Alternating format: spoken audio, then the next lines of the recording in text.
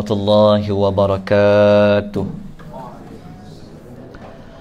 Alhamdulillahi rabbil alamin, wassalatu wassalamu ala asyrafil anbiya'i wal mursalin wa ala alihi wa sahbihi ajma'in. Asyhadu an la ilaha illallah wahdahu la syarika lah wa asyhadu anna Muhammadan abduhu wa rasuluhu. Allahumma salli wa sallim ala nabiyyina Muhammad wa ala alihi wa sahbihi wa man tabi'ahum bi ihsanin ila yaumiddin, amma ba'd. Pertamanya kita mengucapkan sebanyak-banyak rasa syukur kita kepada Allah Subhanahu wa taala dengan kita melafazkan puji-pujian kepada Allah. Alhamdulillah, segala puji bagi Allah Subhanahu wa taala. Pada malam ini seperti yang dijadualkan, kita dapat lagi bersama-sama dalam majlis ilmu, yang mana pada malam ini kita mohon rahmat dari Allah.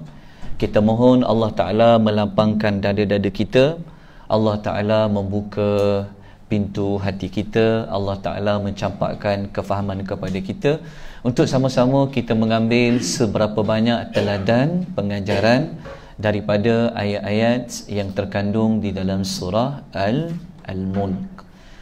Malam ni adalah malam kelas yang ke-7 kan? Surah Al-Mulk, siri yang ke-7 ke macam mana? Siapa yang baru dengar 7 tu, mungkin kali pertama dia sampai. Okey, nanti last kelas saya bagi slide ni pada tuan-tuan dan perempuan. Okey, insya-Allah. Tuan-tuan jangan bimbang kalau tak sempat nak salin, tak sempat nak catat tu, tuan-tuan jangan bersedih lah. Insya-Allah kita bagi slide tu nanti, insya-Allah pada penghujungnya. InsyaAllah slide semua ada lebih kurang dekat hampir 700 slide, nanti saya beri pada tuan-tuan. Okey, kita pergi kepada bukti yang ke-7.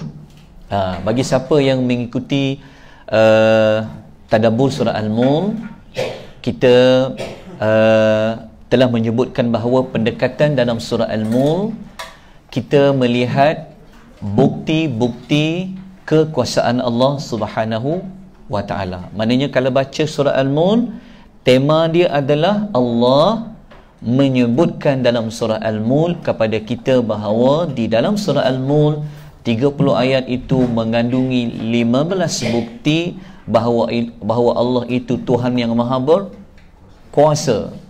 Kekuasaan dia sangat sempurna. Oleh kerana Tuhan tu maha berkuasa lah Allah memuji dirinya pada ayat yang pertama. Dan Alhamdulillah pada malam ni dengan rahmat Allah, kita dapat menyambung ayat yang berikutnya, iaitu ayat yang ke-15 untuk bukti yang ke-7. Maknanya berbaki lagi beberapa bukti, 8 bukti, dan ayat tinggal lagi dalam 15 ayat. Saya dan kita sama-sama mohon rahmat dari Allah untuk habiskan sebelum bulan Ramadan. Sebab sekarang dah bulan Rajab. Bulan depan bulan Sya'ban. Bulan Sya'ban kemungkinan saya akan buat 2 kali kelas lah, supaya habiskan sebelum kita menyambut Ramadan. Habis bulan Syawal, kita akan masuk surah yang lain pula. Kita bagi tumpuan kepada surah 30-30, iaitu mungkin surah Sajadah. InsyaAllah kita akan bincang nanti pada kelas-kelas yang akan datang.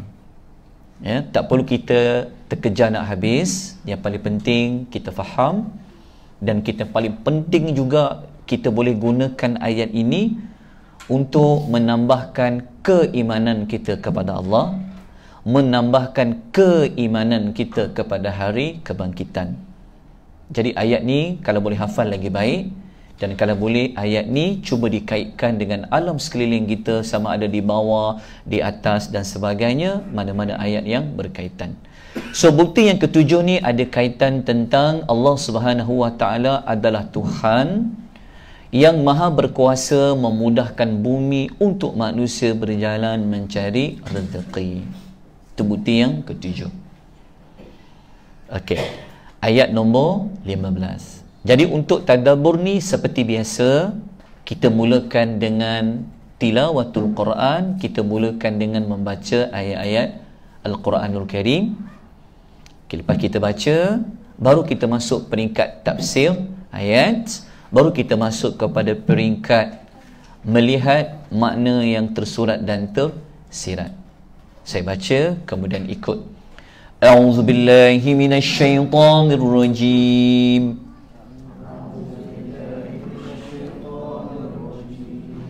Huwallazi ja'ala lakumul arda dhalula.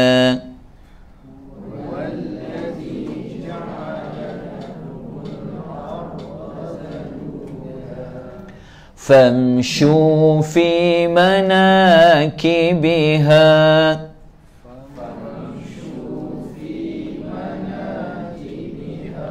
wa kulu min rizqih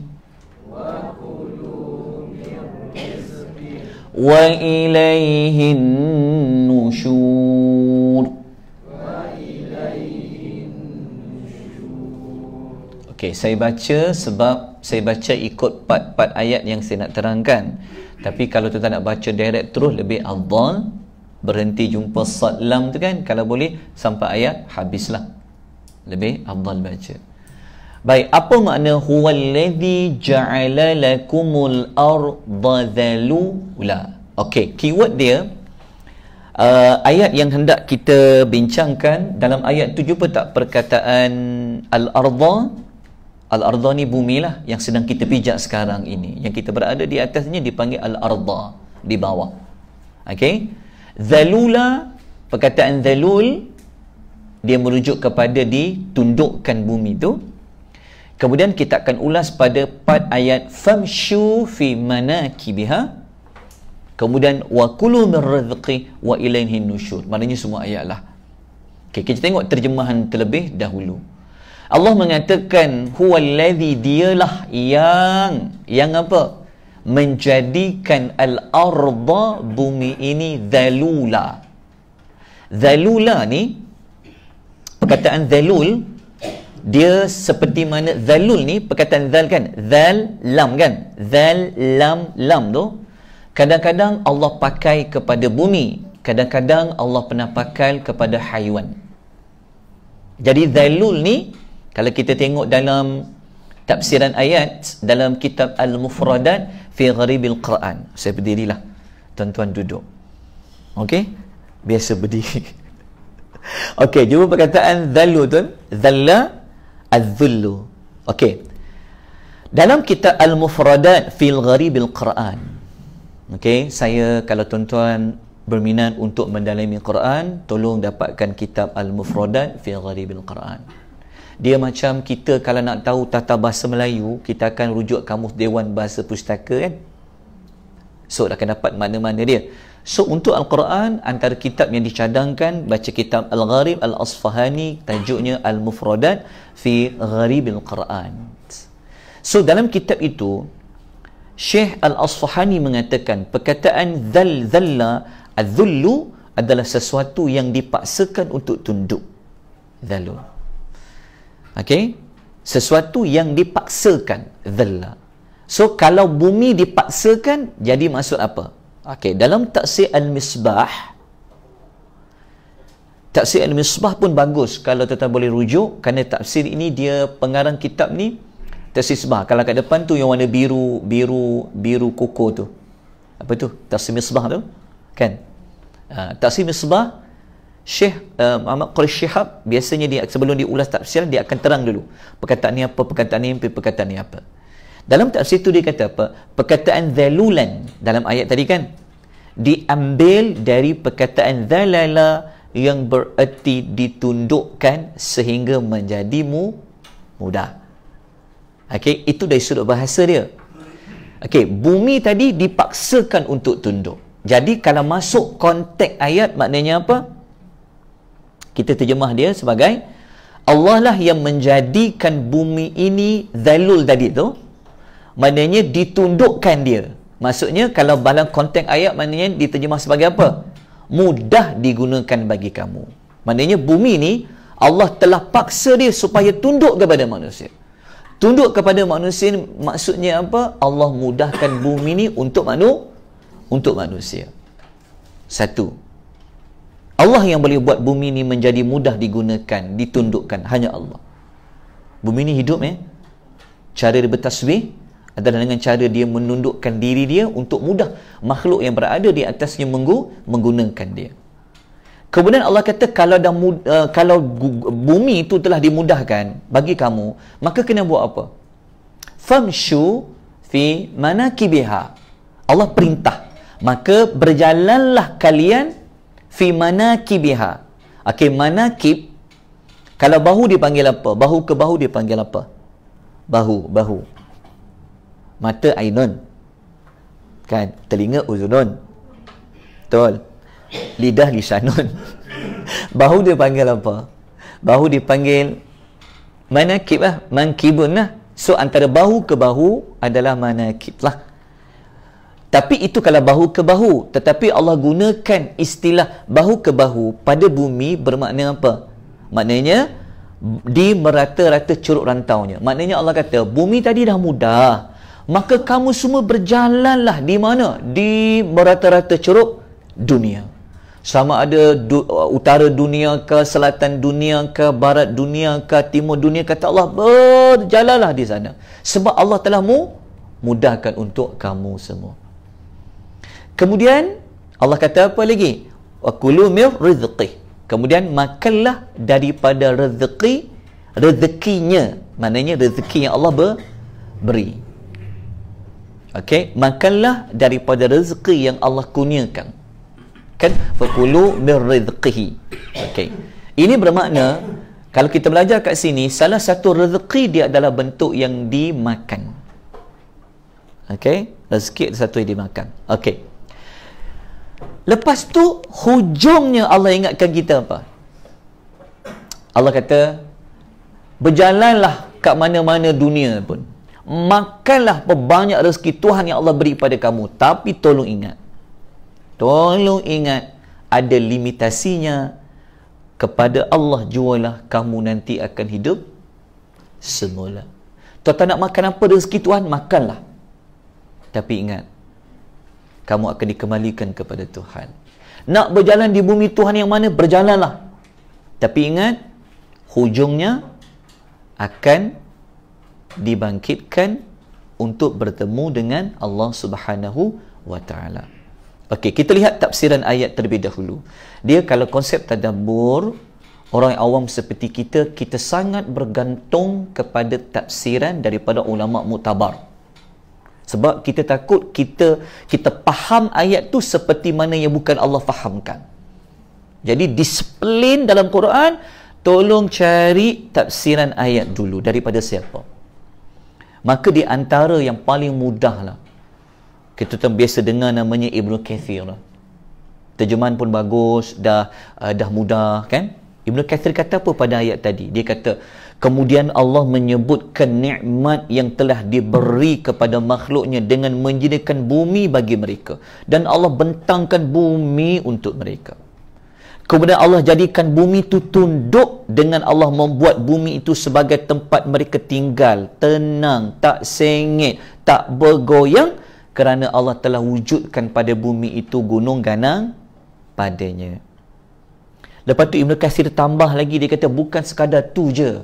Cara Allah tundukkan bumi tadi itu, Allah juga telah mengalirkan air di dalamnya dari mata air. Allah juga bentangkan jalan-jalan. Dan Allah sediakan pula di dalamnya pelbagai manfaat, tempat bercocok tanam dan buah-buahan dan sebagainya lah. Okey, faham tak ayat tadi tu? Ayat nombor 15 tadi? Okey, sekarang kita lihat beberapa perkara tentang perkataan-perkataan dalam Quran. Cuma saya kena limitkan pengisian sebab kalau masuk bahasa sangat nanti takut tak sempat nak habis. Kena tengok nanti. Tapi kalau sedikit maklumat, kalau tadi saya sebut perkataan dalul tadi dipakai juga kepada bumi, juga dipakai kepada haiwan. Tapi kalau haiwan kita panggil dijinakkanlah. Binatang itu dipaksakan tunduk, maknanya dijinakkan. Kalau bumi dipaksakan tunduk, maknanya mudah digunakan. Antaranya dalam surah Yasin ayat 71-72, tuan-tuan akan jumpa perkataan zalul tadi itu. Ayat 71 tentang binatang ternakan kan, an'aman. Lepas tu Allah kata ayat 72 apa? Wa dhallalnaha وَذَلَّلْنَاهَا. Sama tak macam ayat tadi? Allah kata وَالَّذِي جَعَلَ لَكُمُ الْأَرْضَ ذَلُولًا. ذَلُولًا sama dengan ayat وَذَلَّلْنَاهَا, sama. Tapi kalau masuk pada konteks binatang, maknanya kami menjinakkan binatang tu untuk mereka. Okey. Jinakkan binatang untuk mereka apa? Sebab binatang tu telah dijinakkan oleh Allah, kamu jadikan dia kenderaan, sebagai lagi kamu makan. Macam mana kenderaan tu? Macam kita ni lah. Sebab Allah jinakkanlah jadi kereta lembu. Kerana Allah jinakkanlah unta ni jadi tempat tu tunggangan. Okey, jelas? Contohlah perkataan dalam. Tapi dalam solat tadabbur ni saya tidak bercadang untuk menerang panjang lanjut tentang penggunaan bahasa tu. Itu part tu nanti akan diambil alih oleh Dr. Azrul untuk part bahasa tu. Okey. Kita terus pergi kepada penerangan ayat tadi. Kan ayat tadi kita ada sebut Allah kata famshu fi manakibiha kan? Lakukanlah perjalanan ke mana saja tadi tu kan? Okey. Kita terus pergi kepada pengajaran sebab ayat dia mudah. Okey, ni ringkasan dia tadi. Bumi ditundukkan, dimudahkan. Lepas tu Allah perintah kita makan sebagai rezeki. Tapi Allah ingatkan tentang akhir hidup manusia. So, apa pelajaran dan pengajaran yang kita boleh ambil pada ayat nombor 15? Apa pelajaran yang nombor 1? Apa pengajaran yang boleh kita tuan ambil pada ayat nombor 15? Siapa yang boleh menundukkan bumi itu sehingga menjadi mudah? Dia tak bergoyang, dia tak sengit. Jawapannya adalah Allah. Dalam masa yang sama, kita belajar dalam ayat nombor 15 tadi, kita dapat belajar apa? Kan Allah suruh kita berjalan. Famshu fi manakibiha membawa makna apa? Pada ayat itu, Allah menggalakkan manusia supaya mencari rezeki tanpa jemu dan penat. Sebab apa? Sebab Allah tidak hadkan berjalan dekat sini saja. Tak. Allah kata fi mana kibiha, di merata-rata curug, pergilah kamu berjalan di mana. Sebab tu ada orang rezekinya bukan di sini, dia pergi tempat yang lain. Semua itu menunjukkan apa? Ayat itu menunjukkan bahawa kita ni kena berjalan, maknanya kena bergerak. Bergerak tu maknanya kena usaha, kena usaha mencari di setiap pelosok bumi Allah, sama ada di timur, di barat, utara dan selatan. Itu pengajaran yang paling jelas boleh nampak. Jadi kalau tuan-tuan nak beri peringatan pada orang kan, kalau tuan-tuan kata kita ni kena usaha cari rezeki, gunakan ayat 15 tu. Faham tak? Famshu fi manakibiha. Kalau orang tanya, aku entahlah, rezeki aku tak adalah kat sini. Allah kata fi manakibiha, merantau ceruk. Kalau bukan di Selangor, mungkin di tempat lain. Kalau bukan di Malaysia, mungkin di tempat lain. Sebab Allah suruh berjalan di merata-rata tempat, tapi kena usaha kan. Carilah rezeki lama mana, carilah rezeki sejauh mana, makanlah apa pun rezeki Tuhan, tapi tolong ingat, jangan sampai sibuk mencari rezeki. Jangan lupa untuk mengingatkan tentang hari akhirat jugalah. Ini yang ketiga lah, pengajaran yang ketiga. Allah ingatkan manusia tentang penghujung hidup, itu dikembalikan kepada Allah di hari akhirat. Okey, yang kedua, yang tadi tu kita belajar rezeki itu sebenarnya ia datangnya dari Allah Subhanahu wa taala. Dapat tak tiga-tiga ni? Buat ringkas saja. Okey, dapat. Itu paling penting. Faham ayat, apa yang kau boleh buat balik. Apabila tuan faham, tuan boleh sampaikan. Gunakan ayat tadi, mudah saja. Quran ni sebenarnya mudah. Jangan fikir susah. Siapa fikir susah, susahlah dia dapat. Kena fikir senang. Okey, faham ayat 15 ni? Mudah sebab dia, maksud dia tak ada yang complicated dia punya makna dia. Jadi kita dapat belajar pertama, usaha cari rezeki. Rezeki Allah ada di mana-mana. Selagi mana dia bumi Tuhan yang Allah tundukkan, ada rezeki. Dan kita kena ingat rezeki itu sebenarnya datangnya dari Allah. Sebab Allah kata min rizqihi, daripada rezekinya. Tapi kena ingat juga, jangan sibuk cari rezeki tapi lupa tentang hari suatu hari nanti dibangkitkan. Kan? Sibuk siang malam pagi petang. Memanglah Allah bagi rezeki itu mudah, tapi jangan lupa untuk penghujung sebenar-benar kehidupan, iaitu dikembalikan kepada Allah di hari akhirat. Okey, dapat? Ada soalan? Tak ada soalan? Terus kita pergi kepada bukti yang ke-8. Bukti Allah berkuasa yang ke-8 pada ayat 16, pada ayat 16, ayat 17 dan ayat 18. So yang melihat melalui secara langsung FB, nampak tak slide ni? Kadang-kadang tak nampak dalam, kalau tengok dalam FB Live kadang tak nampak. Tapi saya harap tulisan saya ni nampak kot. Kalau lihat melalui FB, tolong komen. Nampak tak slide kat depan? Tuan-tuan tak nampak saya, tak apa. Tapi kena nampak nota kat depan tu. Faham tak? Sebab saya memang dah gelap. Kalau tak nampak tu, saya boleh terima lah. Kan? Tapi penting tuan-tuan nampak nota dalam slide. Ini sebenarnya yang paling penting sekali. Okey? Okey, kalau tak nampak, di FB tolong maklumkan. Tolong beritahu. Okey? Yang belakang nampak tak? Kalau tak nampak tu tak. Nampak Okey, kita pergi kepada bukti yang ke-8. Ayat 16, 17 dan 18. Okey, bukti ke-8 ni tahu tak buktinya pasal apa? Allah tukar pula bumi tadi yang tempat Allah bagi rezeki, kan? Akhirnya Allah jadikan bumi ni tempat turun azab. Kan tadi kan macam Allah jadikan bumi untuk rahmat manusia, kan? Untuk manusia bersenang-senang, kan? Tapi Allah ingatkan, bumi yang kamu pijak tu tempat kamu mencari rezeki, tempat kamu menetap sebagainya. Tempat yang sama tu jugalah Allah boleh menurunkan azab. So Allah tukar fungsi bumi tadi tu kepada fungsi diturunkan azab. Nampak tak perkaitan dia? Okey, saya nanti kelas-kelas yang ujung kita akan kait daripada ayat bawah kita akan naik sampai ke atas. Dipanggil ilmu hubung kait ayat per ayat. Kalau baca ayat yang berikutnya, jangan lupa ayat sebelum. Kalau baca ayat sekarang kita dah jumpa ayat nombor 16, ayat nombor 17. Jangan lupa ayat 15 tu, sebab dia ada kaitan.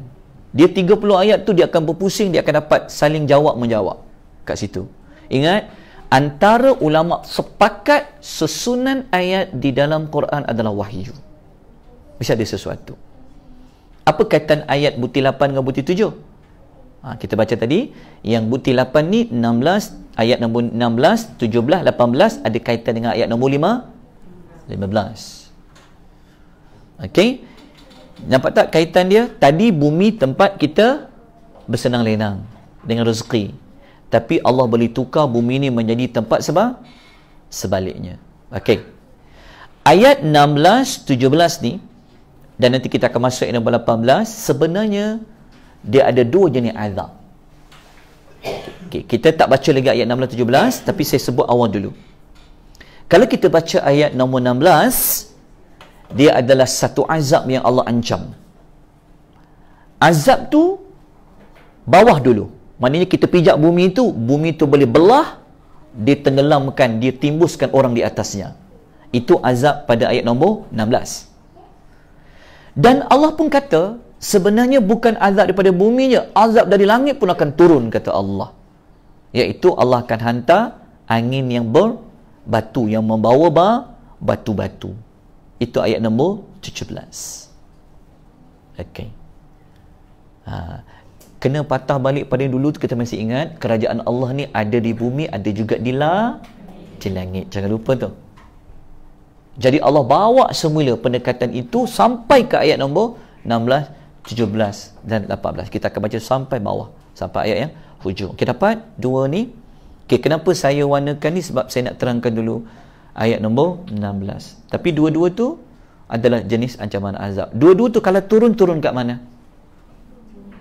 Kat bumi. Bumi tu siapa yang mendiami dia? Manusia. Insan yang Allah cipta mula-mula dulu. Kan? Sepatutnya tak payahlah minta azab tu turun pada ayat 16, 17, kan? Kekalkan nikmat pada ayat nombor 15 tadi tu. Tetapi akan ada watak manusia yang lawan dia, maka Allah memberi ancaman, Allah ingatkan, Allah beri amaran. Yang pertama, Allah beri amaran azab akan turun daripada bumi, dan yang kedua azab datang daripada angin yang berbatu. Okey, Faham dah yang ni? Okey. Dalam dua-dua ayat 16-17 ni, pendekatan yang Allah gunakan kepada kita, Allah menggunakan kaedah al-istifhamu, iaitu pertanyaan. Pertanyaan di mana? Persoalan lah. Okey, Allah bawa dalam bentuk bersoal kepada hamba-hambanya. Okey. Ada dua cara. Persoalan dekat sini dia bentuk al-inkari dengan menunjukkan ta'jub. Tahu tak bahasa ta'jub? Ta'jub. Sebab tu kalau siapa faham kaedah ni, dia akan baca bunyi ayat tu dalam bentuk macam mengingkari dengan takjub. Macam ni kalau baca ayat takjub. Dia soalan. Tapi soalan tu soalan berbentuk merasa, kenapalah dia boleh buat macam tu? Faham tak ayat dia? Tapi kena baca ayat macam tu lah. Bunyi ayat tu sebenarnya soalan tu berbentuk macam Allah tak suka perbuatan tu dan Allah merasa kehairanan kenapa perbuatan tu dibuat. Itu dipanggil kaedah persoalan. So kalau cara bacanya bukan ikut dua ni lah. Boleh? Jom kita baca ayat tu ikut dua teknik ni. Mengingkari dan takjub. Kalau tidak, kalau kita tak faham kan, baca ayat sama je bunyi dia. Amintu man fis sama, dia macam tu. Tapi kalau dia faham, dia akan ayat dia sepatutnya hujung tu ada question mark. Kan? Jadi ayat ni akan bunyi itulah. Hujungnya akan bunyi ayat fa idza hiya tamut. Question mark.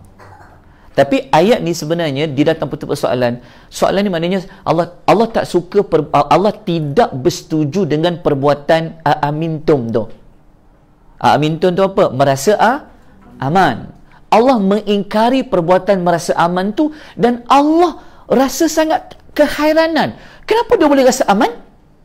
Faham tak? So kalau nak bunyikan ayat tu macam mana? Itu kemudianlah kita masuk kelas vokal dan kelas lagu taranum tu. Dia ada bunyi dia. Ialah ayat azab takkan nak bunyikan macam ayat rahmat. Betul tak? Tapi tak apa. Pembacaan tu tidaklah jadi wajib. Tapi kalau faham dia berbeza.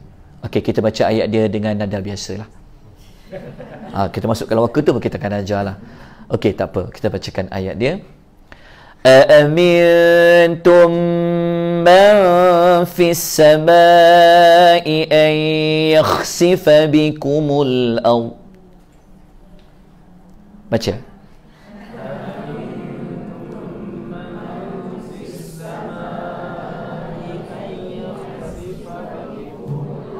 فَإِذَا هِيَ تَمُورُ. Okay, tak apalah berbunyi tu kemudian kita belajar nanti.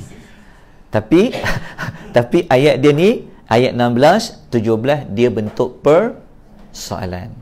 Tapi persoalan dekat situ, persoalan yang Allah tidak bersetuju dengan perasaan amintum tu, aman. Cuba tak perkataan amintum, perkataan al-amnu, aman, rasa aman. Allah tidak bersetuju perbuatan merasa aman, merasa selamat. Lepas tu Allah bertanya soalan ni, Allah rasa hairan. Kenapa dia boleh menjadi rasa aman? Kenapa dia boleh jadi macam selamba aja? Itu bentuk soalan tu. Okey. Amintum man fis samai an yakhsifa bikumul arda fa idza hiya tamur. Allah kata, apakah kamu merasa aman dengan yang ada di langit itu, yang mana boleh menterbalikkan bumi bersama kamu, lalu tiba-tiba bumi itu bergegar? Faham tak? Faham tak soalan ni sebenarnya Allah tanya bentuk macam mana? Maknanya ada tak orang rasa selamat aja? Kan maknanya ada orang dia rasa macam aman je, alah tak ada azab, tidak ada azab Allah turun, dia rasa aman lah. Lepas tu perasaan macam tu, dahlah dia kafir, dahlah dia melakukan maksiat, dia rasa macam tak ada apa-apa. Perbuatan macam tu Allah tidak setuju dan Allah rasa kehairanan. Jadi Allah tanya soalan, apakah kamu boleh merasa aman? Kamu tak takut ke dengan di langit itu yang boleh menterbalikkan kamu? Menterbalikkan apa? Menterbalikkan bumi bersama kamu, lalu tiba-tiba bumi itu bergegar, kamu masuk di dalamnya. Kan? Itu bentuk ancaman, bentuk soalan. Okey, apa makna man fis sama di langit itu? Okey, sama nanti pada ayat nombor 16. Okey, tapi sebelum tu, sebelum kita terangkan tu, dekat sini azabnya azab berkaitan dengan apa? Bumi. Maknanya bumi yang kita pijak, azab tu boleh datang kepada bumi itu sendiri. Maknanya macam dia macam orang tanah runtuh, macam orang gempa bumi. Itu azab dia. Okey. Perkataan, kita cari perkataan kha sin fa, ay yakhsifa. Okey, ay yakhsifa. Okey. Tambah sikit maklumat. Ancaman macam ayat 16 ni sebenarnya tidak hanya pada surah Al-Mulk.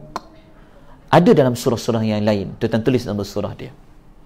Tulis nombor surah dengan nombor ayat je. Okey, surah ke-16 ayat 45, surah An-Nahl ayat 45. Kemudian surah 17, surah apa? Ayat nombor 68. Al-Isra kan? Betul. 17 surah Isra. 1768. Lepas tu surah nombor 34, surah Sabah. 34 ayat 9. Kemudian surah nombor 28 ayat lepas 182 surah Qasas ni. Kemudian surah ke-29 ayat nombor 40. Ada berapa semua tu? 1, 2, 3, 4, 5. Campur Al-Mulk ayat 16 tu jadi 6. Faham tak? Jika dicampur surah Al-Mulk ayat 16 tadi, dicampur dengan surah-surah dengan ayat ni, ada 6 tempat di dalam Quran yang Allah beri amaran azab yang boleh datang bumi tu, dia boleh menimbus, menenggelamkan orang yang berada di atasnya.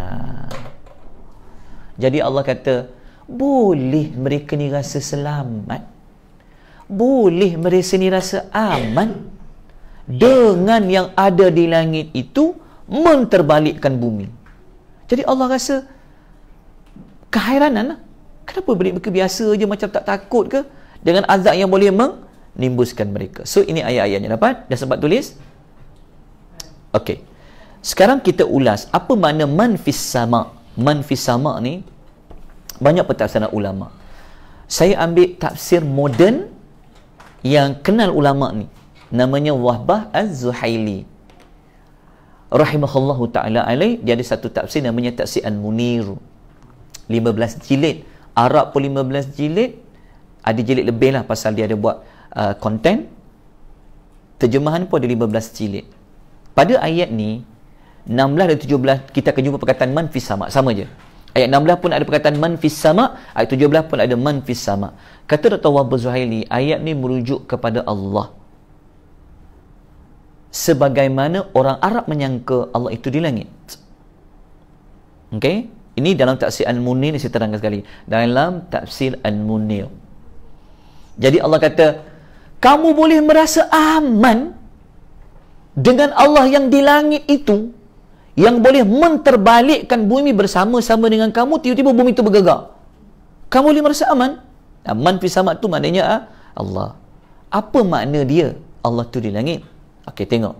Dr. Wahbah menerangkan dalam tafsir Al-Munir. Dia kata ayat 16, ayat 17, walaupun kita bicara ayat 16 tapi kita terus ayat 17, sama juga. Dia kata ayat-ayat itu Allah beritahu kepada mereka bahawa Allah adalah Tuhan di langit sebagaimana juga Tuhan yang mereka agungkan di bumi. Faham tak? Kenapa Allah sebut langit? Tuhan di langit. Sebenarnya Tuhan di langit sama tak Tuhan yang menguruskan di bumi? Tuhan yang sama. Kenapa sebut langit? Sebab semua orang sedia maklum di langit ni besar, ada satu lagi kerajaan. Jadi ayat 16-17 Allah bagi tahu bahawa Allah ni adalah Tuhan di langit sebagaimana Tuhan yang mereka agungkan di muka bumi. Ini adalah sebagai peringatan tentang kekuasaan Allah yang boleh berlaku di langit. Maknanya kalau bumi pun Allah berkuasa, di langit pun Allah berkuasa. Itu maksud dia. Okey. Kemudian Dr. Wahbah Az-Zuhaili rahimahullah dibawa dua contoh ayat lain yang menguatkan pentafsiran dia yang ini. Contohnya, tuan-tuan boleh rujuk dalam surah Az-Zukhruf ayat nombor 84 yang Allah kata dia itu disembah di langit, dia juga disembah di bumi. Huwallazi fis sama' ilahun wa fil ardi ilahun wa huwal hakimul alim. Termasuklah surah Al-An'am ayat nombor 3. Dan Allah tu di langit dan Allah tu di bumi. Maknanya kata Dr. Wahbah sebenarnya dia nak menerangkan tentang kekuasaan dan kebesaran Allah Subhanahu wa taala. Okey, faham tadi ayat ni? Ayat nombor 16 ni faham tak? Tengok balik terjemahan dia. Ni faham tak sebenarnya apa misi Allah nak bagi tahu? Maknanya Allah memberi ancaman, amaran, azab tu boleh berlaku di Allah yang mempunyai kerajaan di langit. Allah menguasai di langit, sebenarnya Allah juga menguasai bumi. Jadi Allah kata mereka ni tak takut ke? Mereka ni boleh rasa selamat ke dengan Allah yang berada di langit tu tadi, yang dia boleh menterbalikkan bumi bersama kamu. Tiba-tiba bumi itu bergegar dengan sekuat-kuatnya. Okey, jelas ayat ini boleh faham apa jenis azab dia? Okey. Tapi Allah sebut tak contoh dia? Siapa yang kena? Belum lagi. Surah Al-Mulk Allah cerita umum dulu. Umum je. Okey. Kita pergi ayat nombor 17. Ayat nombor 17 yang azab nombor 2 tu. Allah hantar azab dari langit yang membawa angin yang berbatu. Okey, nampak dua azab? Okey, kita baca ayatnya dulu. Am amintum man fis samai an yursila alaikum hasiba.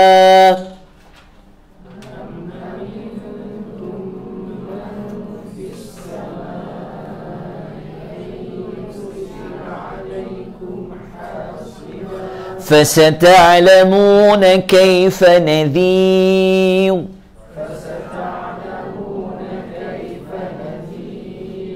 Okey, ayat dia sama bunyi kan?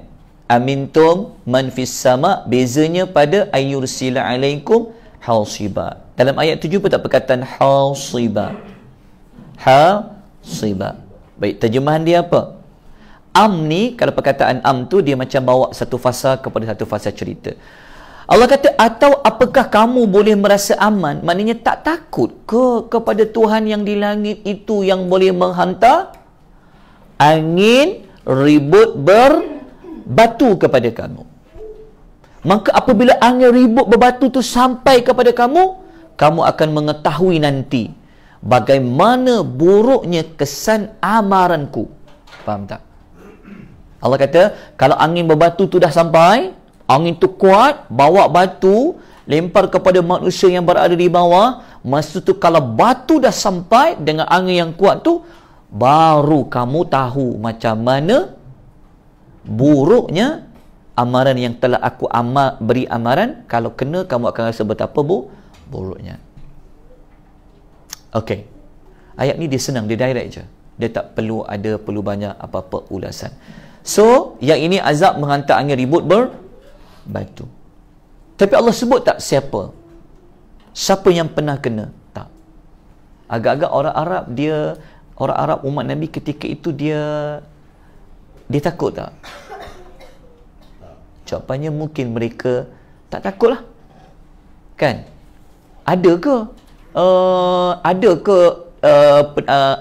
ke yang tertimbus dengan tanah? Ada ke Allah hantar angin ribut berbatu?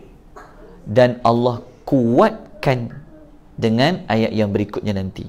Okey, kita tengok dulu tafsiran ayat 17 ni apa. Okey, tolong tambah sikit maklumat tentang, ada dalam ayat Quran lain Allah kata azab angin yang membawa batu. Azab angin ribut yang membawa batu. Yang pertama adalah surah ke-17 ayat 68. Yang ayat macam sama yang macam tadi tu. Ayat 17 68 ni. Kemudian ayat nombor 40 dalam surah yang ke-29, surah 54 ayat 34. Kemudian surah nombor 67 ayat nombor 17. Surah Al-Mulk lah. So ada berapa ayat? Ada berapa tempat Allah menyebut amaran dengan angin ribut membawa batu? Ada 4 termasuk surah Al-Mulk. Okey. Jelas yang ini? Okey. Tapi walaupun Allah memberi ancaman, Allah boleh buat tak ancaman tu betul-betul? Boleh. Tapi Allah buat tak? Allah turunkan juga tak? Sebenarnya Allah tak turun pun azab tu, walaupun Allah bagi amaran. Ni kelebihan umat Muhammad sallallahu alaihi wasallam. Okey? Kita ulas sedikit yang nanti pada selepas surah ayat ke-18. So kita lihat pengajaran kat sini, kita fahamlah azab yang sangat pedih jika mereka tetap membangkang. Ini pengajaran ayat 16 dan 17 tadilah. Okey, siapa yang kafir, dia diancam dengan azab yang sangat pedih. Okey. Kita terus pergi ayat nombor 18. Ada soalan? Faham tak ayat tadi? Okey, ayat nombor 18. Ayat nombor 18 ni Allah menyebutkan bukti dia. Okey, ingat balik saya sebut tadi, jangan lupa ayat sebelum. Ini ayat 18 kan? Apa kaitan ayat 18, 17 dengan 16? Okey, apa kaitan ayat 18, 17 dengan 16? Sekarang kita nak fokus ayat nombor 18. Tapi apa kaitan dengan ayat sebelumnya? Okey. Ayat 16, 17 Allah mengancam. Mungkin mereka tak percaya, betul ke ada? Kan? Mungkin cakap nak bagi amarannya. Ayat 18 Allah bagi tahu, kalau kau tak percaya 16 dengan 17 tu, ayat 18 ada. Faham tak? So ayat nombor 18 ni adalah bukti azab yang telah pun Allah turunkan pada ayat 16-17. Ayat 16-17 kan Allah bagi amaran. Kan? Supaya kita ni rasa takut sangat. Ingat ya, dekat dunia kena ada rasa takut. Tak boleh ada rasa selamat. Dia mudah je formula dia. Siapa rasa aman dekat dunia, akhirat dia takut. Siapa rasa takut dekat dunia, kat akhirat dia aman. Itu je. Tak ada orang boleh bawa dua hati. Dunia dekat dunia rasa aman, kat akhirat aman. Tak ada. Kita ni kena ada takut. Tapi takut kita dengan Allah, takut makin dekat. Betul? Kalau kita duk takut dengan Tuhan, di akhirat kita akan aman. Macam tu. Ingat tak kita belajar itu kan takut. Okey, so ayat 18 dapat tak kaitan dengan ayat 16-17? Kaitan dia ayat 18 ni, seolah Allah kata, okey, kalau kau tak percaya pada 16 tu aku boleh buat.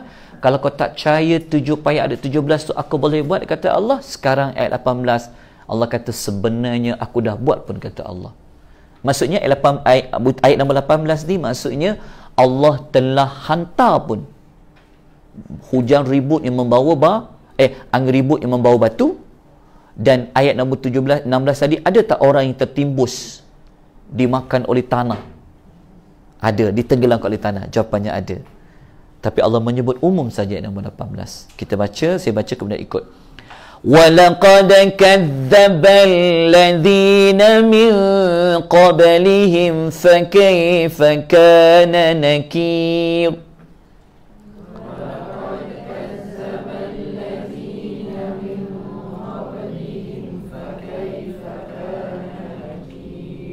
Okey, apa makna dia? Allah mengatakan, sesungguhnya benar-benar orang yang terdahulu daripada mereka. Jadi ayat ni menguatkan ayat 16 dan 17.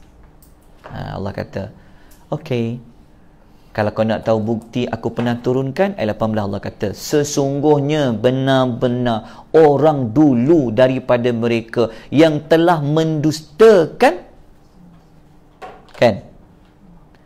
Maka perhatikanlah bagaimana buruknya kesan kemurkaanku. Walaqad kadzdzabal ladzina min qablihim fakaifa kana nakir. Okey, dalam ayat 18 ni Allah sebut tak azab yang mana? Allah tak sebut, tetapi ayat nombor 18 dia cover dua-dua tadi tu. Ayat 18 ni dia telah merangkumi azab 16 dan azab pada ayat 16 dengan ayat azab pada ayat nombor 17. Maknanya Allah kata, alah, ayat nombor 16 tu telah pun kami beri pada orang dulu yang mendustakan. Ayat 17 pun kami dah hantar dah azab tu pada orang dulu sebelum daripada mereka, kerana mereka telah mendustakan. Lepas tu Allah kata, cubalah kamu perhatikan betapa buruknya kemurkaanku, kata Allah. So Allah memberi warning kepada orang Arab musyrikin, kan? Kalau aku pernah buat, tak mustahil juga boleh berlaku kepada mereka. Okay. Ayat nombor 18 ni, saya rasa semua faham kot. Okay. Ibnu Kathir kata apa? Siapa yang sebelum mereka umat-umat terdahulu. Okey. Tapi Allah sebut tak siapa? Contoh dia. Allah tak sebut. So caranya macam mana? Ingat tak saya bagi ayat-ayat tambahan tadi? So, anda buka ayat-ayat tu, anda akan jumpa lah. Okey, untuk memudahkan supaya tak tanya-tanya. Kan? Kita sebutlah. Okey. Contoh kaum terdahulu yang pernah diazab seperti mana ayat nombor 18 tu. Okey, saya ambil cara nak ambil dia, cari kata kunci perkataan kha, sin, fa dengan hasiba. Jumpalah dua kumpulan ni. Antaranya Qarun, kemudian kaum Lut. Qarun azab yang keberapa?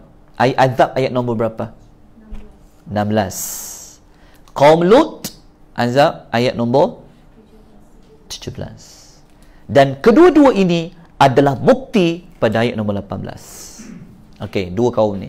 Qarun, semua orang faham. Qarun apa azab dia? Qarun. Di rumah dia, tempat simpanan harta dia, dengan dia masuk ke dalam tanah. Jadi harta karun sekarang. Ya. Harta karun. Harta bukan harta karun, harta karun. Orang panggil lah. Rupanya dia ambil pasal Qarun ni. Sampai sekarang nama Qarun disebut-sebut. Punya hebatnya azab Allah tu, siapa nama dia sebut-sebut. Semua orang faham. Kan? Jadi apa yang Allah ancam pada ayat nombor 16 tu telah Allah buktikan pada ayat nombor 18. Tapi kita nak tambah lagi maklumat siapa dia, contoh yang pernah dapat azab nombor 16 tu, iaitu Qarun. Bukalah surah yang ke-28 ayat nombor 81. Kita tengok ayat dia, Allah kata apa. Nampak tak ayat yang saya gariskan di bawah dia? Akan datang saya akan gariskan dia di atas, bukan di bawah. Teknik Quran garis di atas, bukan di bawah. Kalau tuan buka ayat-ayat sejadah, dia tak garis kat bawah, dia garis kat atas. Tapi sebab kita punya tu underline kan, dia bawah. Lepas ni kena buat apa? Bottom line lah. Upper line, tu baru betul. Itu baru ikut sunnah garisan Quran. Ya, kalau buka Quran kan, tempat-tempat surah sejadah tu, ayat sejadah tu, dekat masjid tu, sepasal kalimah sujud, dia buat di atas, bukan di bawah. Saya dulu belajar masa universiti pun, syekh ajar, okey, isi penting ni, gariskan di atas. Tapi saya buat di bawah saja supaya nak menunjuk yang betulnya. Okey, perkataan yang garis di bawah tu, jumpa tak perkataan fa khashafna, fa khasafna, sama tak macam ayat nombor 16 bunyi dia? So kita dapatlah siapa dia. Fa khasafna bihi wa bidarihi al-ardh fama kana lahu min fi'ati yansurunahu min dunillah wa ma kana min Allahi muntasira. Allah kata lalu kami benamkannya bersama-sama dengan rumahnya di dalam tanah. Siapa dia? Qarun. Cerita Qarun dah viral dah, hatta pada orang Arab. Jadi sepatutnya mereka kena takut lah, bukan boleh merasa aman. Itu yang Allah hairan tu. Boleh rasa aman dia dengan kekufuran mereka. Dia tak takut ke dengan Tuhan di langit tu, yang boleh memerintahkan bumi ini supaya menenggelamkan mereka, seperti mana Allah buat pada Qarun. Okey, contoh kaum Lut tadi, jumpa tak perkataan yang saya garis di bawah tu, hasiba, sama tak macam tadi? Okey, begini ya, teknik untuk dapat maklumat yang panjang, detail dalam satu surah. Tak kira tuan-tuan fokus surah apa, tuan-tuan kena ada satu mu'jam. Tuan-tuan ada guna apps apa kalau nak cari kalimah dalam Quran? Tahu tak? Macam tuan-tuan nak cari berapa kali dalam Quran menggunakan kalimah hasiba. Tuan-tuan guna apps Saya pakai manual yang mu'jam, kira satu-satu.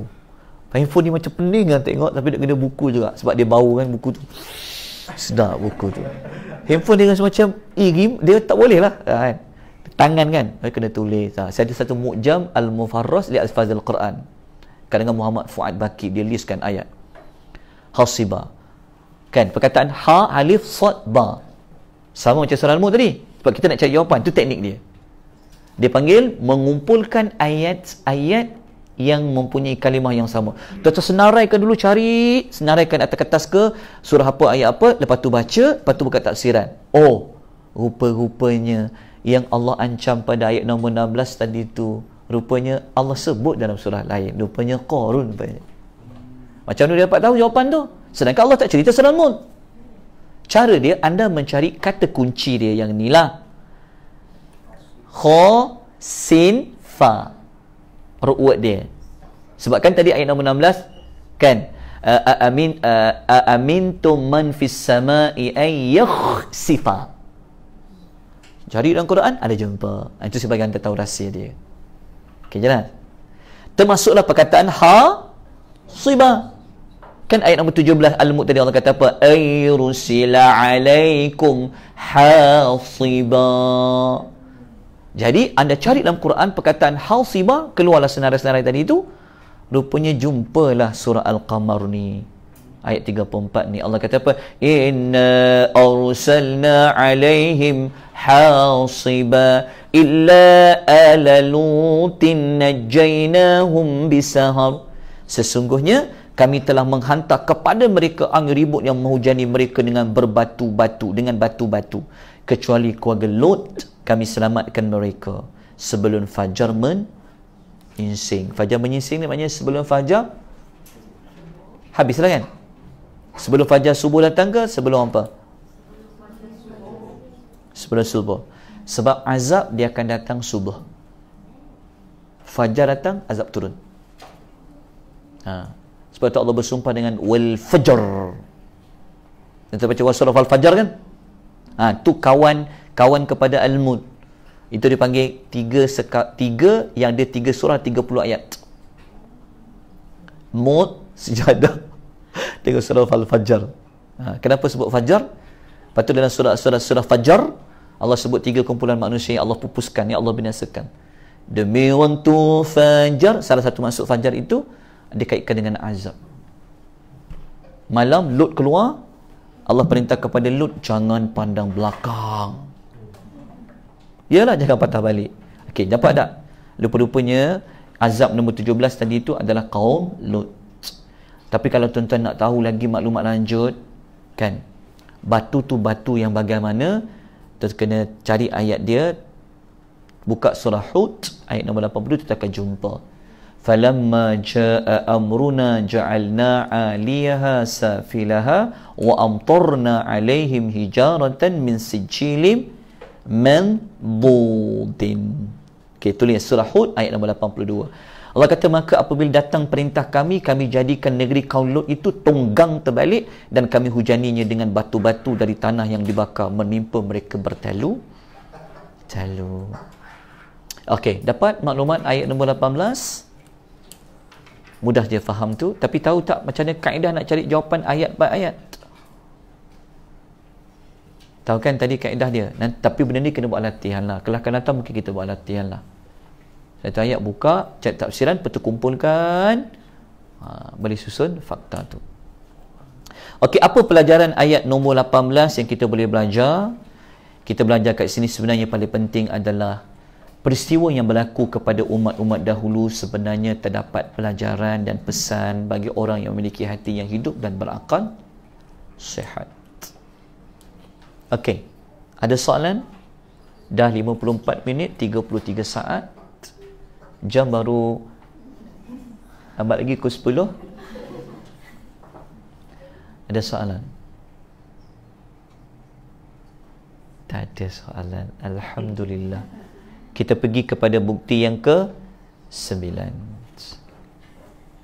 Bukti yang ke-9 ayat nombor 19 ada cerita pasal burung.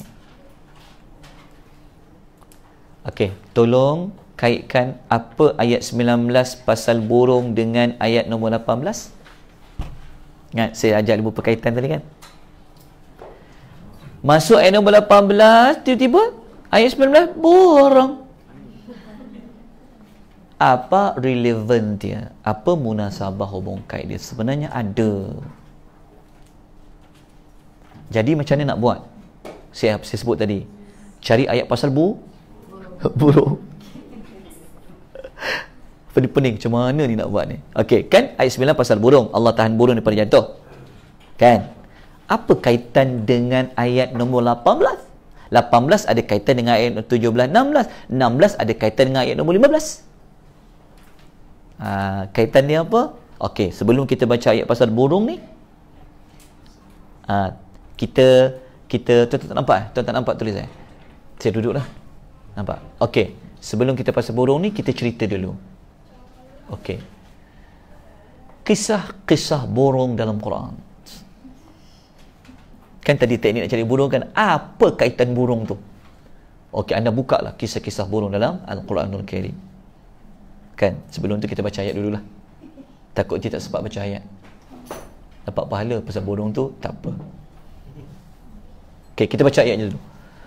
Awalam yarau ila at-tayri fawqahum saffatin wa yaqbid.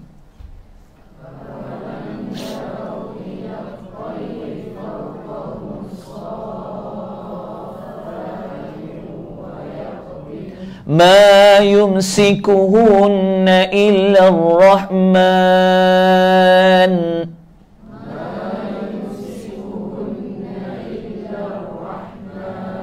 إنه بكل شيء بصير.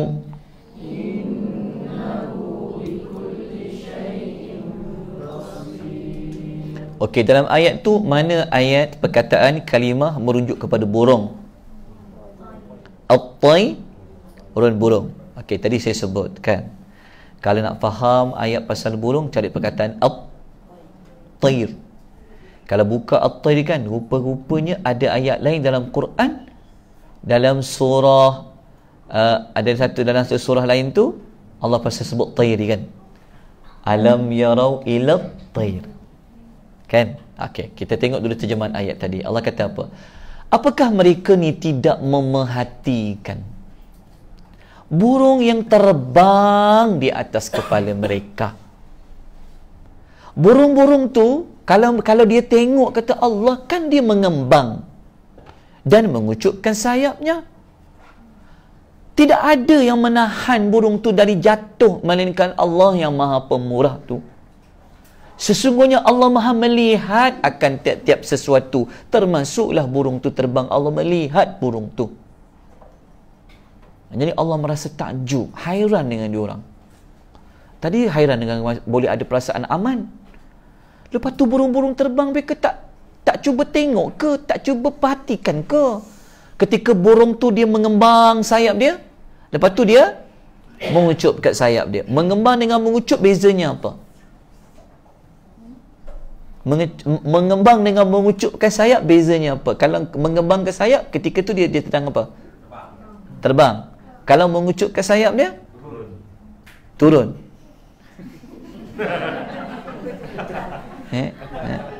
Ya, turun. Turun. Tak apalah. Cuma dalam Quran tengok, cuba tak perkataan safat. Lepas tu cuba tak perkataan waiqbid. Safat masdar, kata terbitan. Wayaqbid, safat dia mengembang, wayaqbid dia mengucup. Kenapa wayaqbid mengucup? Allah guna kata kerja sekarang, sebab mengucup tu dia perlukan perbuatan menggerak. Atau Allah guna perkataan kata kerja fi'il mudhari' tu. Perkataan safat tu macam saf tak? Soft. Kalau soft ni lurus ke, soft ni rapat ke, soft ni renggang? Rapat. Sama tak macam sayap-sayap burung? Sayap burung rapat ke kembang? Rapat ke dia jarak? Dia jarang. dia rapat. Cuba tak kata safat wa yaqbid. Ni kalau main bahasa lah. Kalau tu tak ada masa, tuan tengok ayat ni. Kenapa bunyinya ni, kenapa guna perkataan itu, kemudianlah. Kita ambil pelajaran je pada ayat ni paling utama dia. Kenapa Allah suruh perhatikan pasal burung? Apa kaitan ayat nombor 19 dengan ayat nombor 18 dan sebagainya? Okey, sebelum kita ayat ni kita akan ulas, kita tengok macam ni. Tapi ayat ni semua faham kot Kenapa Allah sebut pasal burung? Allah suruh mereka tengok kan? Tapi ada tak Allah sebut mesej kenapa Allah suruh tengok? Tak ada. Allah cuma kata kenapa mereka tak tengok burung terbang ke atas mereka ketika burung tu kembangkan sayap dia, burung tu mengucapkan sayap dia. Allah kata tidak ada yang menahan daripada jatuh melainkan Allah Subhanahu Wa Taala yang Maha Pemurah. Okey. Mungkin tu tak nampak jelas kenapa Allah suruh dia melihat burung tu. Cara dia, anda kena cari ayat lain yang ada pasal tayr. Ni ayat dalam surah apa ni? Ayat ni Allah kata apa? Awa alam yarau ila tayri musakhkharatin fi jawis sama ma yumsikuhunna illa Allah. Inna fi dzalika laayatil liqaumi yu'minun. Rupa-rupanya Allah suruh tengok burung, ada jawapannya pada ayat lain. Allah kata sesungguhnya pada kisah burung itu ada tanda-tanda bagi kaum beriman. Tanda-tanda apa? Allah tu berkuasa. Okey, mesej lain sebenarnya apa kaitan burung tadi selepas ayat nombor 18? Kan ayat nombor 19 kan? Okey, jawapan dia jom kita tengok kisah-kisah burung dalam Quran. Sebutkan. Burung apa yang tahu dalam Quran? Cerita pasal burung. Angry Bird satu. Burung apa? Ababil. Lagi? Hud. Tanya sama itu Hud. Siapa yang tanya? Sulaiman. Lagi kisah burung. Burung apa? Kalau Allah cerita binatang tu pasti ada kepentingan dia. Burung gagak buat apa? Nabi Adam. Lagi? Okey, tak apalah. Cimakan masa saya sebutkan. Saya tanya sejawab. Okey, pertama kisah Qabil dengan burung gagak. Kan? Sebab tadi kita baca ayat. Apa kaitan ayat 19 ni pasal burung yang Allah suruh tengok tu dengan ayat sebelumnya? Jadi kena senaraikan dulu pasal ayat-ayat pasal burung tu. Okey, Qabil dan burung gagak. Surah Al-Ma'idah ayat 31. Kan ingat tak siapa yang mengajak Qabil untuk tanam adik dia, saudara dia tu? Burung gagak ni burung pandai tau, tapi tak tahu kenapa orang bunuh dia. Burung gagak adalah burung yang pandai. Kita apalah, itu serahkan kepada PBT. Pihak berkuasa tempatan. Kemudian kisah burung dalam Quran adalah kisah 4 ekor burung yang dicincang oleh Nabi Allah Ibrahim AS. Surah Ibrahim Al-Baqarah ayat 260. Kan? Pernah dengar kisah tu? Yang Nabi Allah Ibrahim dia nak tengok depan biji mata, dia nak tengok dengan mata dia sendiri macam mana Allah nak bangkitkan nanti kalau mati dia di akhirat. Jadi Allah minta dia ambil 4 ekor burung, dipisah-pisahkan, dia letak pada 4 tempat kan. Lepas tu panggillah burung tu, seru dia. Tuan-tuan cuba buat nanti balik. Okey? Tapi jangan serulah, seru dengan bismillah makan burung tu. Kemudian kisah burung yang dibuat oleh Nabi Allah Isa AS daripada tanah liat. Dia tiup jadi burung. Kan? Surah Maidah 110. Cuba buat nanti, pinjam anak punya sen tu, anak punya apa tu, apa line apa anak selalu guna tu, buat burung tiup. Pelitup nanti tengok jadi tak. Yang keempat, kisah Nabi Sulaiman AS dan burung Uhud, burung juga. Surah An-Naml ayat 20 hingga 28. Satu lagi kisah burung bawa batu yang dibakar dengan tentera Abrahah. Orang panggil burung Ababil, burung yang berbondong-bondong tu. Al-Fil 1-5. Okey. Dah jelas? Okey, agak-agak 5 kisah burung, kisah mana yang paling dekat dengan orang Arab ketika tu? Burung Ababil. Kisah burung Ababil dia buat apa? Dia batu yang dibakar. Dia membinasakan siapa? Tentera Abrahah. Ada kaitan tak dengan ayat 18? Ya, sebab ayat 18 cerita pasal azab kan. Lepas tu Allah cerita pasal burung kan. Rupa-rupanya ada kaitan. Burung yang Allah suruh tengok tadi tu sebenarnya untuk melihat kebesaran Allah, kekuasaan Allah. Dalam masa yang sama, hati-hati dengan burung tu.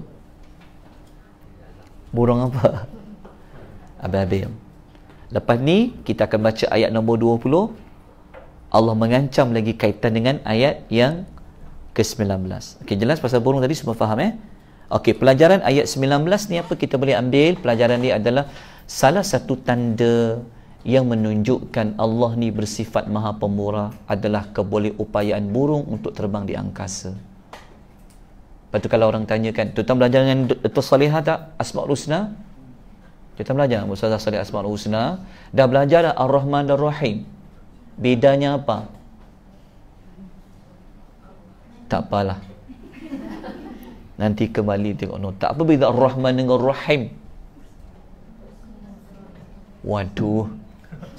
Apa tu Rahman? Kalau orang tanyakan, Ustazah, saya tahu teori Rahman tu Ustazah, tapi boleh tak Ustazah sebutkan contoh-contoh Allah tu bersifat Maha Ar-Rahman? Tetap bukalah surah An-Nur. Kalau kamu tahu Allah itu Maha Ar-Rahman, kamu tengok burung itu. Tu ada Ar-Rahman lah. Tu tanda Allah Ar-Rahman lah. Dia puas, dia fikir apa kaitan Rahman dengan burung. Sebab surah Al-Mulk Allah sebut nama dia. Ma yumsikunna illa Ar-Rahman. Tiada yang boleh menahan dia dari jatuh melainkan Allah Ar-Rahman. Kat situ kita belajar. Nanti kalau tengok burung terbang, ingatkan anak-anak, itulah tanda Allah Ar-Rahman nak. Kan? Itulah tanda Allah tu Ar-Rahman nak. Okey. Ulasan apa tu Rahman? Pergi kelas Dr. Salihah. Okay? Selamat dah saya jimat masuk untuk terangkan nama-nama tu. Kemudian yang kedua kita boleh belajar Allah sentiasa memperhatikan keperluan makhluknya. Macam mana? Kalau burung tadi tu terbang, Allah perhatikan tak macam mana dia kembang, dia kucup? Kenapa dia perlu kembangkan sayap dia, kucupkan sayap dia? Jawapan dia ya. Macam mana? Sebab ayat tadi kita belajar, Allah kata apa? Allah kata hujungnya, sesungguhnya dia maha melihat akan setiap sesuatu, iaitu ayat innahu bikulli syai'in basir. Pengajaran ayat Allah melihat setiap sesuatu ni kita boleh belajar apa tadi tu? Kalau ikut Ibn Kathir kata apa? Maknanya Allah ni dia memberi kemaslahatan bagi semua makhluk sebab Allah melihat. Sebab tu kalau kita belajar tentang Allah, apa berlaku dalam hidup kita tu sebenarnya itu melalui pandangan Allah lah tu. Faham tak? Jadi kalau apa berlaku kat kita, kan, apa saja yang Allah timpa kepada kita, beri pada kita, sebenarnya benda yang kita dapat tu sebenarnya setelah Allah memati kita. Awak sakit kan? Awak tahu tak awak sakit sebab Allah perhatikan awak. Ambil ayat tadi hujung. Jadi Allah sentiasa memperhatikan keperluan makhluk dia. Jadi kalau kita nak pujuk kawan-kawan, nak bagi semangat kawan-kawan, tak apa, awak doalah kepada Allah. Allah perhatikan apa yang awak perlu, macam tu. Ambil ayat ni. Walaupun pengajaran khususnya pasal burung yang terbang tu, Allah tahu macam mana nak tundukkan udara, tundukkan apa untuk burung tu terbang. Kan? Kita tentu ada cermin depan. Cuba tak ada cermin depan, apa jadi? Nak bawa kereta pun tak boleh. Naik motor tak pakai helmet tapi tak ada awal tu. Allahu Akbar.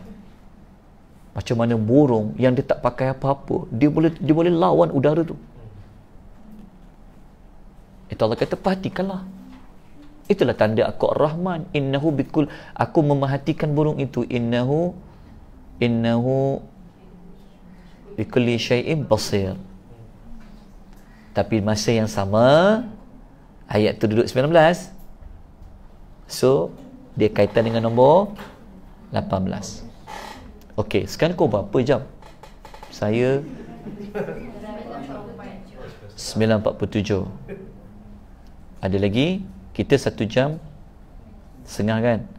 Dalam ni saya punya 1 jam 9 minit. Okey. Kita teruskan dengan ayat berikutnya, 20. Hari ni mesti kena sampai ayat nombor sampai ayat perumpamaan, insya-Allah boleh sampai. Okey, tulis dulu. Apa kaitan ayat nombor 20 ni?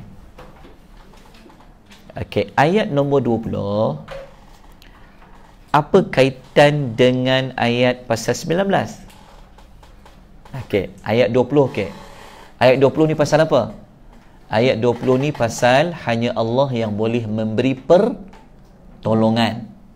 Kalau apa pun, kalau azabnya, Allah je yang boleh tolong kamu selamat daripada azab. Tu ayat nombor 20. Apa kaitan dengan ayat 19 tadi? Pasal burung tadi.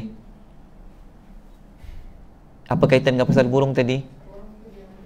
Burung yang paling dekat, kisah yang dekat dengan orang Arab adalah kisah burung Ababil. Mereka tahu burung Ababil tu adalah burung yang membawa batu-batu kecil, memusnahkan Abraha sehingga menjadi seperti daun yang dimakan oleh ulat kan. Jadi ayat nombor 20 ni Allah mengingatkan balik, kalaulah, walaupun Allah tak sebut walaupun Allah tidak menyebut tentang kaitan ayat tu, tapi kalau kita analisa baik-baik, sebenarnya dia ada kaitan pasal burung tadi.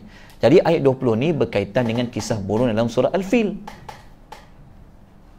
Faham tak? Macam mana tu tak boleh kaitkan? Kerana dalam ayat 20 Allah menggunakan perkataan tentera, jundun.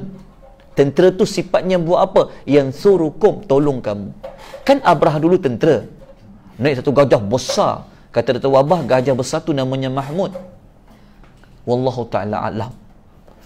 Kan tentera datang dengan Abraha kan, nak musnahkan Kaabah. Tapi Allah hantar burung-burung saja, bawa batu-batu kecil. Akhirnya seperti ulat yang dimakan. So ayat 20 ni ada kaitan dengan ayat pasal burung ayat nombor 19. Secara tak langsung dia membawa ada kaitan dengan kisah burung Ababil yang pernah berlaku kepada mereka dahulu, pada zaman nenek moyang mereka dulu.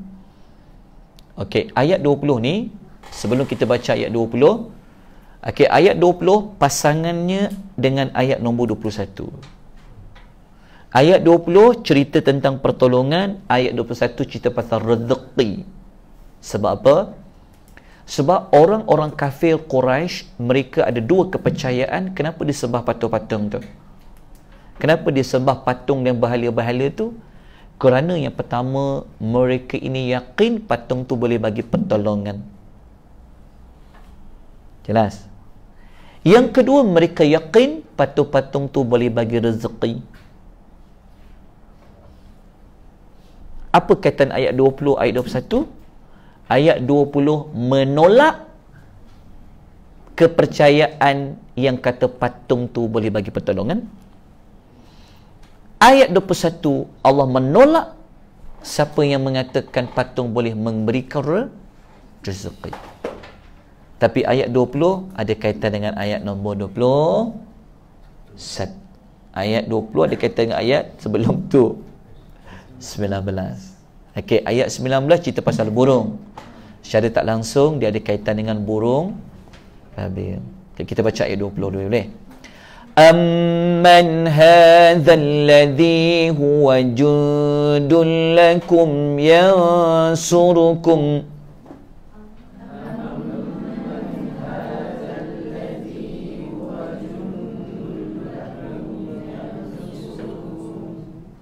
yansurukum min dunir rahman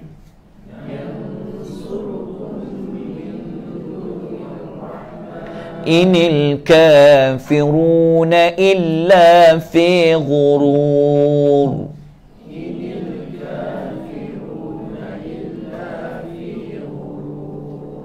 Okey, jumpa perkataan jundun dalam tu kan. Tengok ayat terjemahan dia apa. Allah kata, bahkan siapakah yang menjadi tentera bagi kamu?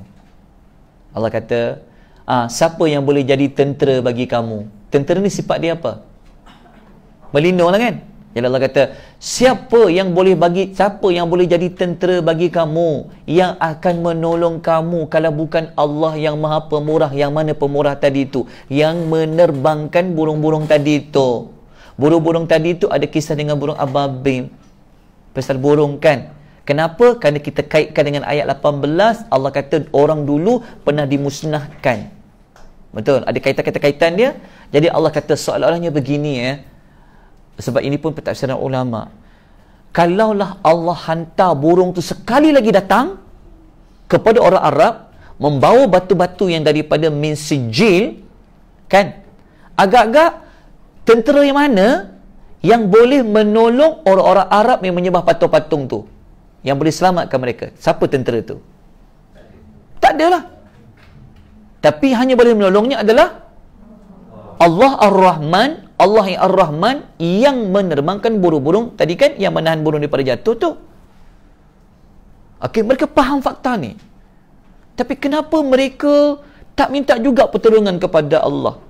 Kerana Allah kata orang kafir tu tidak lain hanya berada dalam keadaan tertipu. Tukar lagu sikit. Orang kafir tertipu, orang kafir tertipu. Kan? Betul tak? Ni ayat dia baru betul. Fakta dia. Orang kafir tertipu, ghurur. Apa makna ghurur? Okey. Ayat nombor 20 ni, okeylah, bahasa ni saya tak nak urailah tentang aman dia apa semua-semua, cuma kita belajar kat sini. Dalam tafsir Al-Aithar, Syekh Abu Bakar Jabir kata, perkataan aman pada ayat itu kan ada aman, kan? Pertanyaan di sini untuk mencela dan mengkeji mereka. Kalau tadi tu Allah tanya, Allah mencela mereka kerana tak mahu memperhatikan burung yang terbang yang menunjukkan kekuasaan dan rahmat Allah. Sekarang ayat nombor 20 ni, 20 ayat nombor 20 ni, Allah mencela juga tentang betapa lemahnya mereka. Okey. Ibnu Kathir menafsirkan ayat 20 ni, dia kata apa? Allah Ta'ala berfirman kepada orang-orang musyrikin yang telah menyembah selain daripada Allah dengan tujuan nak cari pertolongan dan mendapat rezeki dari sembahan-sembahan tersebut. Betul tak? Pentafsiran yang kita buat mula-mula tadi itu dua. Kepercayaan orang kafir. Lalu Allah tak setuju apa yang mereka yakinkan dan Allah beritahu mereka apa yang mereka angankan itu tidak akan tercapai. Apa makna inil kafiruna illa fi ghurur? Dalam tafsir Al-Jalalain mengatakan syaitan yang telah menipu mereka bahawa azab Allah tidak diturunkan kepada mereka. Mereka ni ingat azab Allah tu tak turun. Siapa yang telah menipu mereka?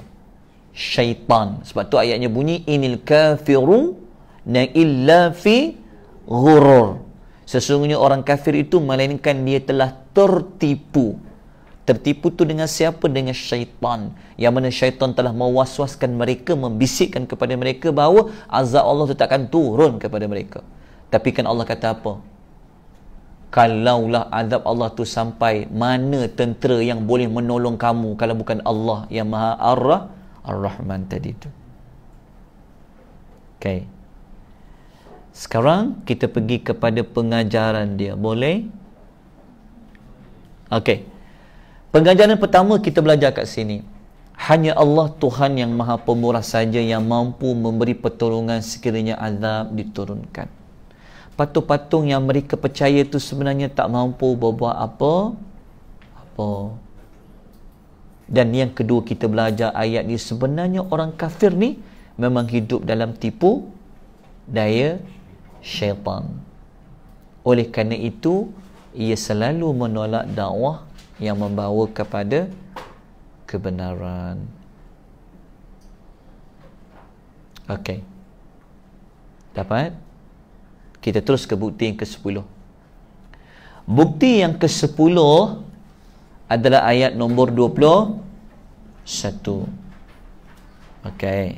Ayat nombor 21. Ayat nombor 21 ni dia kaitan dengan Allah adalah sumber rezeki. Tapi ayat nombor 21 adalah bukti yang ke-10. Bukti ke-10 adalah Allah tu adalah sumber rezeki.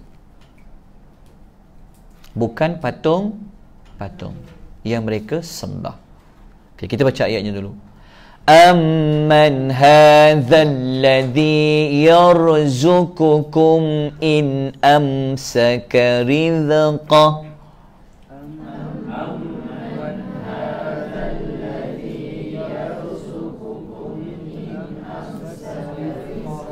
bal lajju fi utuwin wa nufur.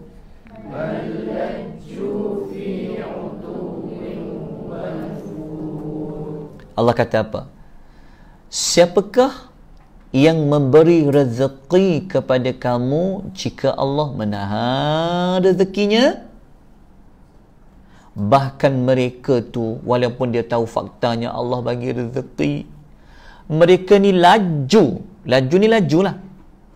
Bukan. Laju ni maknanya terus menerus. Okey, dalam bahasa Arab, dalam kitab Al-Mufradat, perkataan laju tadi tu kan, bal laju tu, al-lajaju bererti terus menerus atau keras kepala dalam melakukan perbuatan yang salah ataupun dalam bertengkar. Dia panggil al-lajaju.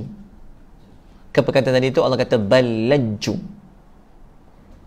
Bal laju. Bal laju. Okey, patah balik semula kepada ayat tadi. Laju sikit tulis. Tapi jangan bal laju tadi. Itu lain. Bal laju. Okey, kenapa Allah kata mereka terus menerus ataupun keras kepala juga, nak juga berpegang kepada kepercayaan patung-patung tu boleh beri rezeki.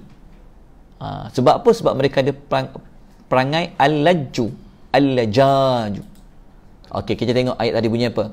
Allah kata bahkan mereka terus meneruskan balaju fi utuwin wa nufur. Okey, apa makna utu? Dalam kitab Al-Mufradat fil Gharib Al-Quran, al-utu bererti menyimpang dari ketaatan. Menyimpang dari ketaatan. Okey, menyimpang dari ketaatan. Bermakna diterjemahkan situ sombong. Maknanya dia menolak fakta yang benar bahawa patung-patung tu tak boleh bagi rezeki. Sebenarnya siapa yang boleh bagi rezeki? Jawapannya Allah. Tetapi mereka berubah tak? Mereka tak berubah. Mereka jadi apa? Laju. Keras kepala juga. Terus menerus juga nak buat kejahatan. Fi utuwin, dalam menyimpang buat ketaatan. Wa nufur. Nufur ni adalah melahirkan diri, menjauhkan diri daripada kebenaran tu. Sedangkan dia tahu fakta rezeki tu Allah yang boleh bagi pada dia. Kalau Allah tahan, tak ada siapa boleh beri. Tapi perangai diorang apa? Laju fi utuwin wa nufur. So Ibn Kathir kata apa pada ayat ni? Ibn Kathir kata apa? Tak ada seorang pun yang dapat memberi, tak ada seorang pun dapat menolak, tak ada seorang pun dapat mencipta, tak ada siapa pun dapat memberi rezeki dan menolong kecuali Allah Azza wa Jalla saja. Tiada sekutu bagi Allah. Iaitu sebenarnya mereka tahu perkara itu, tapi mereka tetap menyembah selain Allah. Sebab tu Allah kata mereka ni terus menerus dalam kesenangan, kesombongan dan kesesatan mereka. Jadi ringkasan ayat dia ni lah. Dua sikap orang kafir, mereka ni sombong dan menjauhkan diri. Nanti kelas hujung sekali saya akan buat soalan-soalan. Sebutkan dua sikap orang kafir berkenaan dengan rezeki dari Allah. So tuan-tuan akan jawab dua ni. Jangan tak datang. Sebab kelas last nanti saya nak buat kesimpulan, kita akan buat SST, soalan-soalan tadabbur. Kita buka soalan, kita nak jawab. Soalan jawab supaya ulang balik Al-Mul sebelum Ramadan. Minggu satu, bulan Syakban kita habiskan beberapa ayat lagi, lepas tu kita akan buat kesimpulan. Selesai. Lepas tu kita puasa raya sebulan, lepas tu sambung surah Sajadah. Okey, kita lihat sebenarnya mereka setuju tak Allah yang bagi rezeki itu? Jawapannya ya. Antaranya tuan-tuan kena tengoklah dalam ayat-ayat yang lain di dalam Al-Quranul Karim.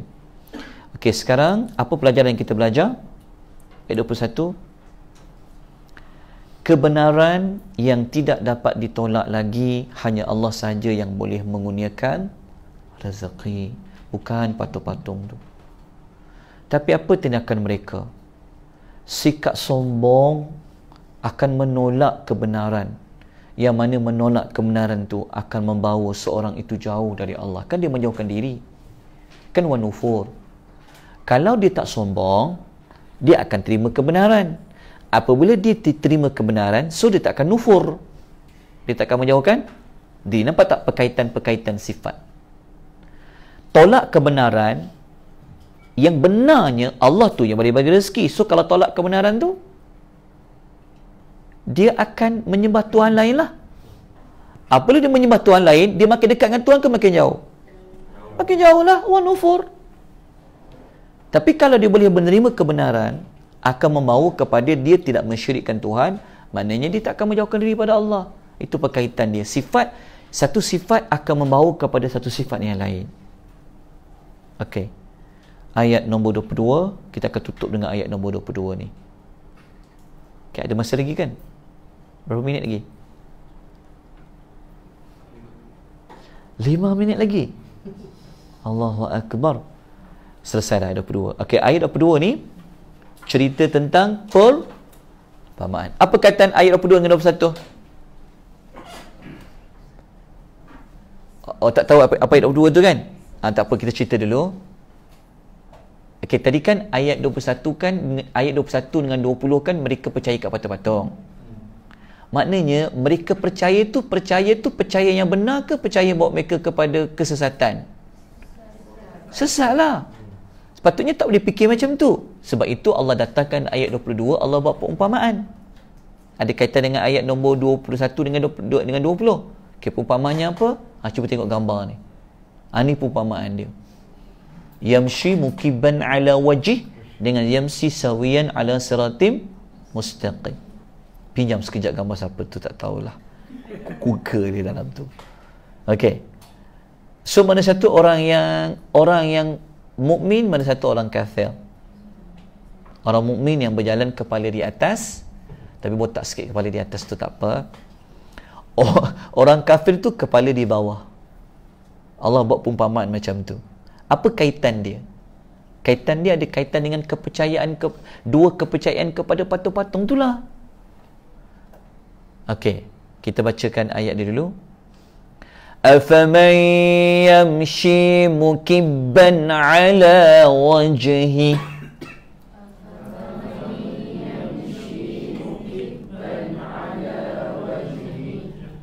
أَفَمَنْ يَمْشِي مُكِبًّا عَلَى وَجْهِهِ أَهْدَى أَمَّنْ يَمْشِي سَوِيًّا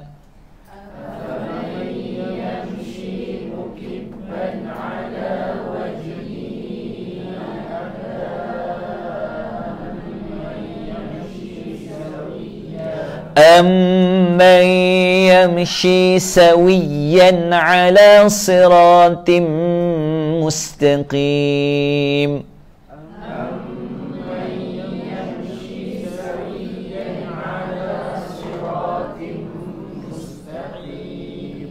Okey, Allah buat perumpamaan. Maka apakah orang yang berjalan tersungkur di atas mukanya lebih banyak mendapat hidayah ataupun orang yang berjalan tegak betul melalui jalan yang lurus rata itu lebih banyak mendapat hidayah? Maknanya kata kunci kat sini, pertama kita kena faham apa makna orang berjalan sungkur mukanya di bawah dan apa makna hidayah. Okey, kita tengok dulu tafsiran ayat dia apa. Ayat 22 ni ada dua. Satu, dia perumpamaan kan tadi. Perumpamaan tadi dekat dunia dia memang sekadar perumpamaan. Tapi di hari akhirat dia akan berlaku secara hakiki. Di dunia dia memang perumpamaan. Perumpamaan ni tuan-tuan kena datang kelas Ustaz Syahmi lah. Sebab dia memang buat fokus kepada perumpamaan.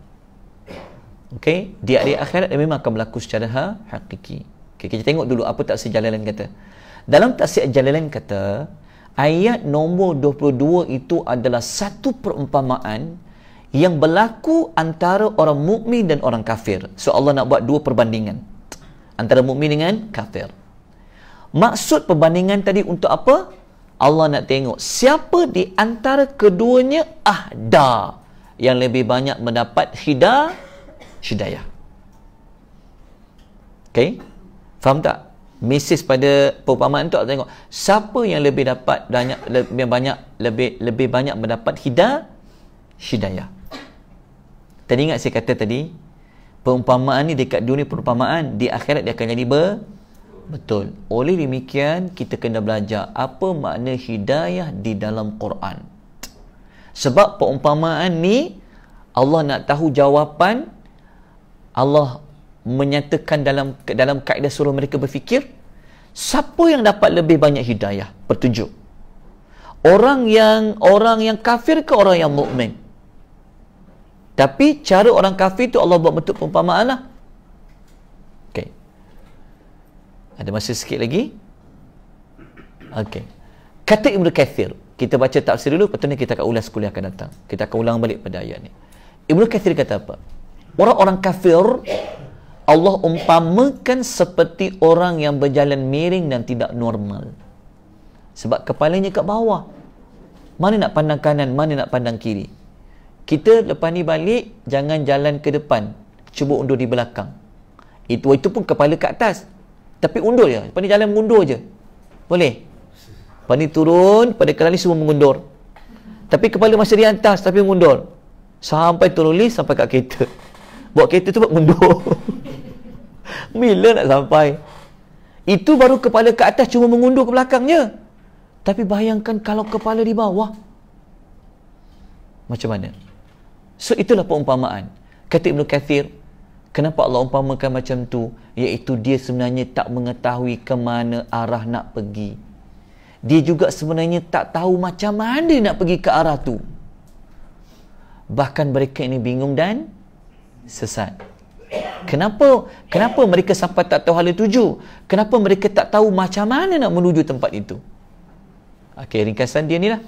Ciri-ciri orang kafir ikut ringkasan Ibnu Katsir, dia kata mereka tidak ada arah tuju dan mereka tak tahu macam mana nak menuju. Sebab apa? Sebab kepala berada di bawah. Okey, kenapa kepala berada di bawah? Kita sebut dari perumpamaan dia. Okey, nanti kita ulas pada kelas yang akan datang, ayat nombor 22 sampai nombor 30. Habiskan. Tulislah dulu, tak apa. Ada soalan? Ada pertanyaan? Tak ada. Kelas akan datang, kita akan ulas semula perumpamaan ni. Jelas? Lepas tu, kelas akan datang, kita akan cerita tentang kategori hidayah. Nanti kita akan belajar lukisan ni semua akan datang. Kita akan belajar tentang hidayah di dalam Al-Quran Karim. Kelas akan datang lah. Tak payah tulislah hari ni. Okey, kita sambung nanti insya-Allah pada kuliah yang akan datang. Moga-moga Allah mengurniakan rahmat kepada kita pada malam ni dan sentiasa mengurniakan rahmat kepada kita. Semoga Allah mencampakkan keimanan kepada kita dengan menambahkan rasa ketakwaan kepada Allah Subhanahu wa taala. Kita jumpa pada kelas yang akan datang insya-Allah. Aqulu qouli hadza wa astaghfirullahal azim wa billahi taufiq hidayah. Wassalamualaikum warahmatullahi wabarakatuh.